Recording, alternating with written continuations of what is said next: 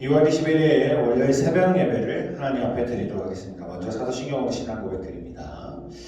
전능하사 천지를 만드신 하나님 아버지를 내가 믿사오며 그의 외아들 우리 주 예수 그리스도를 믿사오니 이는 성령으로 잉태하사 동정녀 마리아에게 나시고 본디오 빌라도에게 고난을 받으사 십자가에 못 박혀 죽으시고 장사한 지 사흘 만에 죽은 자 가운데서 다시 살아나시며 하늘에 오르사 전능하신 하나님 우편에 앉아 계시다가 죄로서 산 자와 죽은 자를 심판하러 오시리라.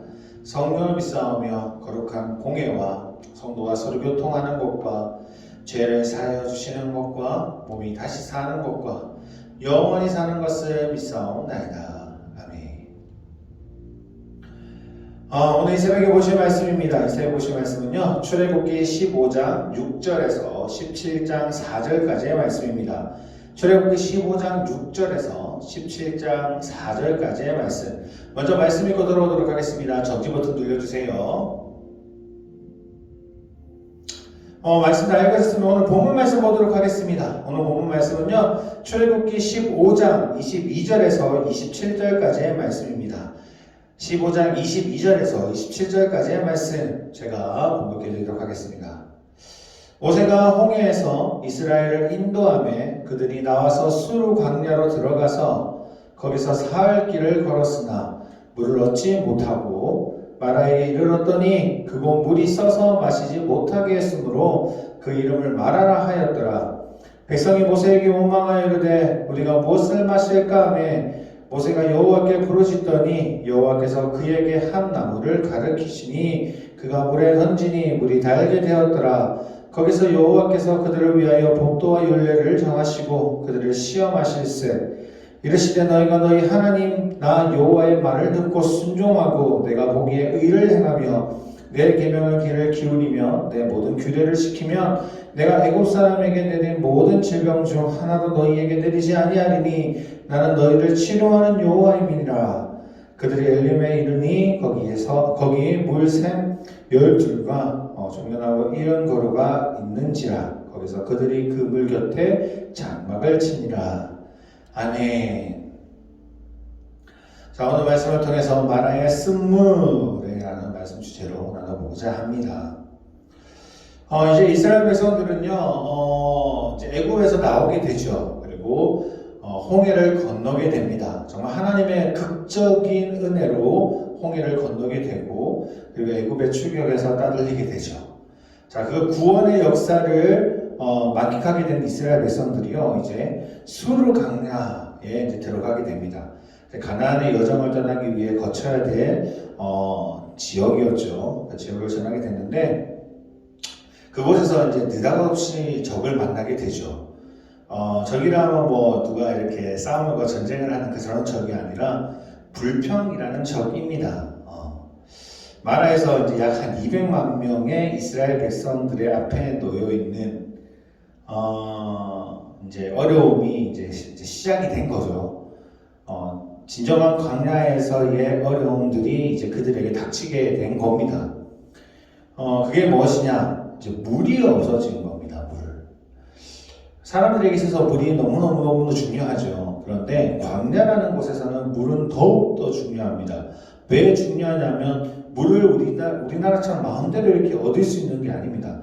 목마르면 뭐 근처에 음식점에 가서 물을 얻어먹는 거거나 또는 편의점에 사 먹거나 아니면 집에 가서 물을 마실 수 있는 어느 곳에서 물을 틀면 나오는 그런 지역이 아니에요. 그래서 물이라는 것이 그들에게 생명과 연관되는 거였습니다. 그래서 이스라엘 백성들이 여러 날 동안 이제 그 광야 지역을 지나가고 있음에도 불구하고 물을 얻을 수가 없었던 겁니다. 이제 떠나오기 전에 가져왔던 그 물들도 이제 다 떨어지게 된 거죠. 사람도 사람이지만 이제 가축들도 이제 죽게 되는 지경까지 이르게 된 것이죠. 그러다가 이제 마라라는 곳에 도착하게 됩니다. 그 마라라는 곳에는 물이 있기는 있었습니다. 그리고 당연히 그들도 물을 얻을 수 있다라는 그 기대에 차 있는 순간 물을 봤는데 그 물을 마실 수 없는 쓴물이었던 겁니다. 대체적으로 그 광야 지역은요, 석유가 잘 나오는 지역입니다. 근데 그런 석유가 나는 지역에는요, 물들이 위에 있으면 그 석유의 그 진한 냄새들이나 그런 것들 때문에 마실 수 없는 물이 된다고 하더라고요. 광야라는 그런 지역들이 많은데 아마 이스라엘 백성도 그렇지 않았을까 싶어요. 물은 눈앞에 있는데 마실 수 없는 물이라. 그들은 이제 참다가 이제 폭발할 지경에 온 거죠. 왜 마실 물이 없는 곳에 이제 데려왔느냐? 라고 하면서 모세에게 이제 불평할 정도로. 근데 그 불평은 모세에게도 향하고 있었지만 그 끝은 여호와 하나님 앞에 가르쳐져 있는 거였습니다. 왜 잘 살고 있는 애굽에서 잘 살고 있는 사람들을 이 광야로 데리고 와서 이렇게 다 죽게 만들었냐라는 이야기이죠. 분명히 젖과 꿀이 흐르는 땅으로 인도하신다고 했는데 젖과 꿀은커녕 물 한 방울도 주지 않는다라고 오늘 본문 24절에 보면 이제 원망하는 모습들을 보이죠. 우리가 무슨 마실까 하며 짜증을 내고 있는 겁니다. 분명 불과 며칠 전에만 해도 홍해를 건널 때 하나님께 찬양했던 그들이 말입니다. 완전히 다른 모습이죠. 결국은 이제 자기 중심적인 인간의 모습을 적나라하게 보여주는 것이 아마 이스라엘 백성들이 아닐까 생각해 봅니다. 이런 말씀을 듣다 보면 우리도 이제 그런 생각을 하죠. 어떻게 이스라엘 백성은 저럴 수 있을까? 하나님이 분명히 그들을 구원해 주신 것은 눈앞에도 봤고 지금도 불기둥과 물기둥이 구름 기둥이 그들을 감싸고 있으면서 밤에는 춥지 않게 하고 낮에는 덥지 않게 하는 것을 눈앞에 보고 있으면서도 어떻게 하나님을 저렇게 믿을 수 없을까? 라고 생각할 수도 있습니다. 하지만 우리에게 실제적으로 다가오는 어려움이 생긴다면요, 그런 모습이 눈에 들어오지 않는 것들도 우리는 체험해서 잘 알고 있지 않습니까? 아무리 나에게 좋은 것이 주어진다고 할지라도 내 앞에 어려움이 생기고 힘듦이 생기게 되면요, 그 어떤 것들도 위로가 되지 않는 것을 우리가 잘 압니다. 지금 이스라엘 백성들도 지금 그런 상황인 거죠.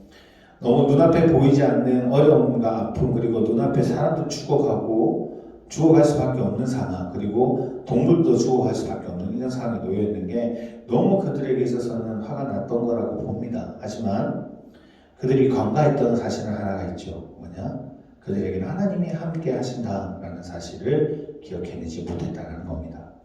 자, 이런 원망에 모세는 어떻게 했을까요? 모세가 똑같이 내가 그걸 어떻게 알아? 물 있는 걸 내가 어떻게 알아요? 내가 신발인데 라고 이렇게 외쳤을까요? 아니요.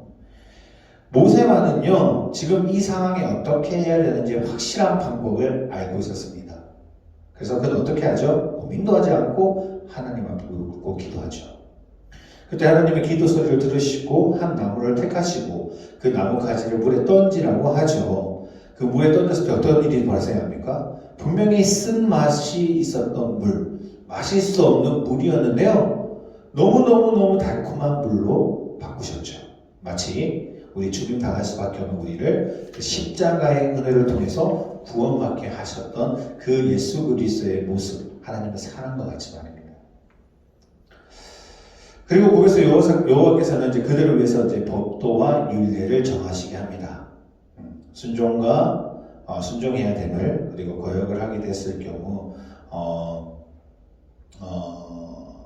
그 거역을 하게 되면 각 사람들에게 시험하게 되고 연단하게 되게 될 것임을, 그런 모든 부분들에 대해서 하나님이 이제 지시하시기 시작합니다. 순종하는 자에게는 하나님이 절대 아픔을 주지 않겠다. 애국 사람들에게 주었던 그런 문제들을 너에게 다시는 주지 않겠다.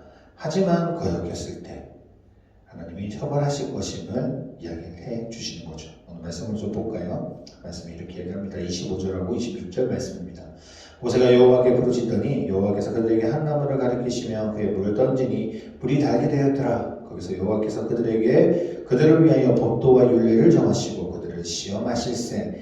이르시되 너희가 너희 하나님 나 여호와의 말을 들어 순종하고 내가 보기에 의를 행하며 내 계명의 귀를 기울이며 내 모든 규례를 지키면 내가 애굽 사람들에게 내린 모든 질병 중 하나도 너희에게 내리지 아니하리니 나는 너희의 치료하는 여호와임이니라.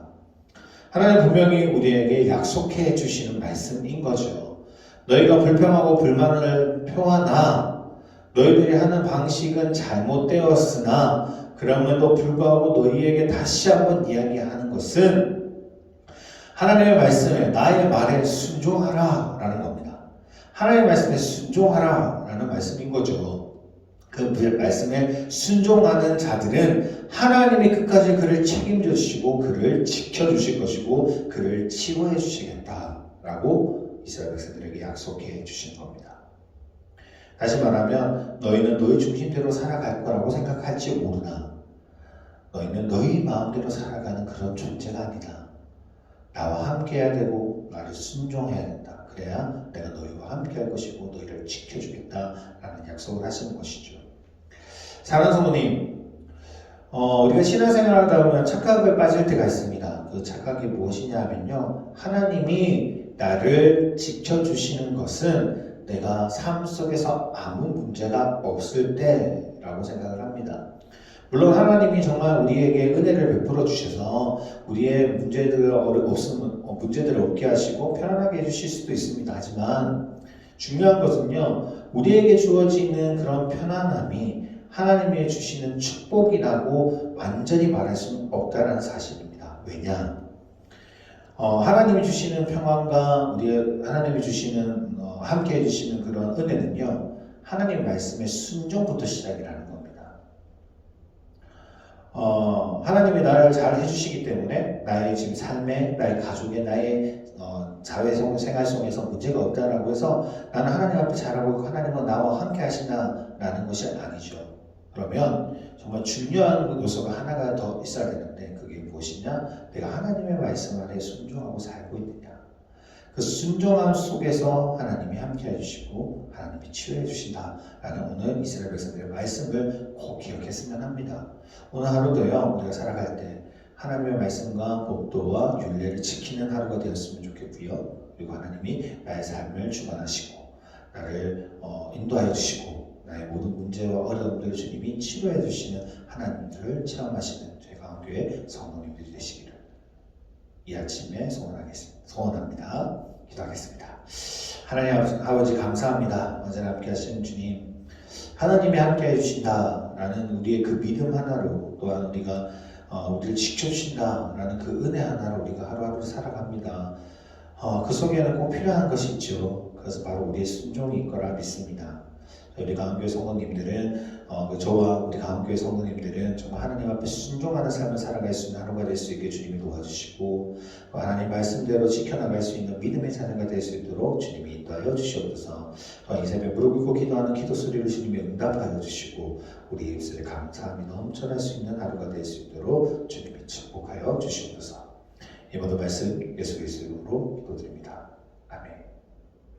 하늘에 계신 우리 아버지여, 이름이 거룩히 여김을 받으시오며 나라의 마옵시오며 뜻이 하늘에서 이룬 것 같이 땅에서도 이루어지리다.